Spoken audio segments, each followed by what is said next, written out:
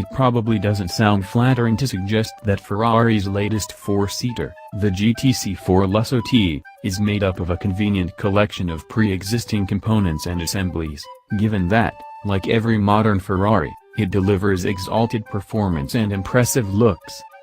Yet it's true, every element of this car was built in the first place for a different purpose than this one, and it seems legitimate to speculate on how the buyer, who is being asked to pay a price starting at more than £200,000 and extending beyond £250,000 if you choose the options fitted to our test car, feels about that.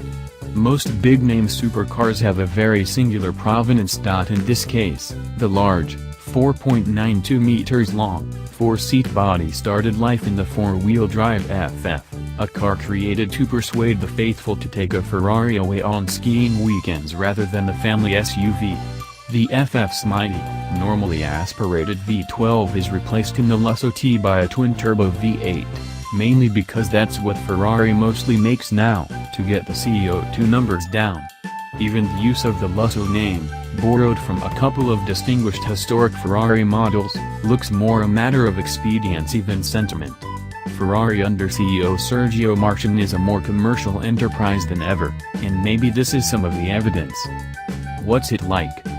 So to the burning questions. Is this a great car? Is it a great Ferrari?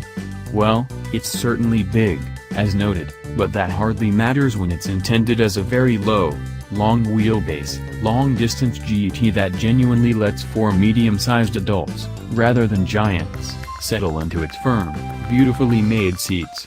And especially when Ferrari owners generally have other cars they can drive in the congested parts of towns. Having said which, the Lusso's too generous width may give you an uncomfortable time on your way out of town, heading for the roads where you can give the car its head.